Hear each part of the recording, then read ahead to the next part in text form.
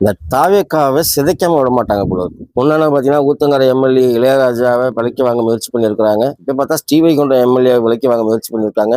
சாதாரணமா 50 கோடி 100 கோடி எவ்வளவு நாளும் கொடுக்க தயாரா இருக்காங்க.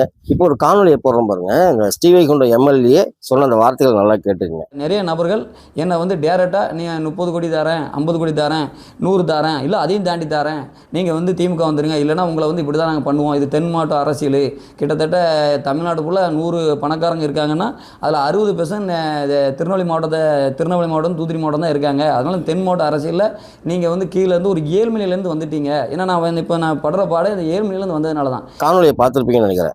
அனிதா ராதாகிருஷ்ணன் அவர்கள் வெளியில வரும்போது ஒரு குற்றச்சாட்டு வச்சாரு. அதற்கு பிறகுதான் அதே தூத்துக்குடி மாவட்டத்தைச் சேர்ந்த ஸ்ரீவைகுண்டம் எம்எல்ஏ இந்த மாதிரியான ஒரு முத்தை விதித்திருக்கிறார்.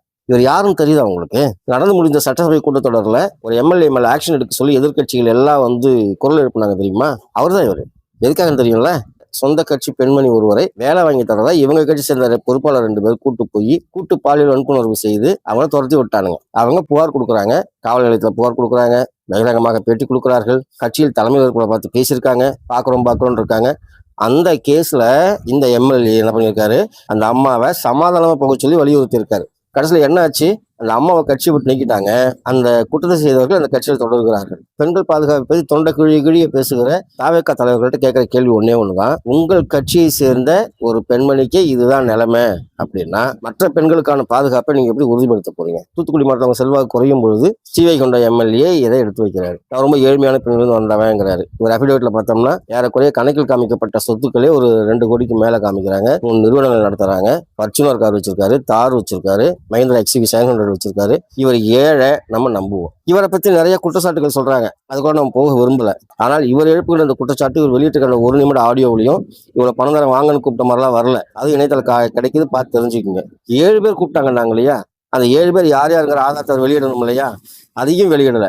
ஏதோ ஒரு அடிச்சு விடுறேன், ஏன்னா என் மேல ஒரு பெரிய குற்றச்சாட்டு இருக்கு, பாலியல் குற்றங்களை நான் மறைக்கிறேன் அப்படிங்கிற ஒரு குற்றச்சாட்டு இருக்கு. ஆனா இது மேல இருக்கவங்க வரைக்கும் கண்டுக்கல.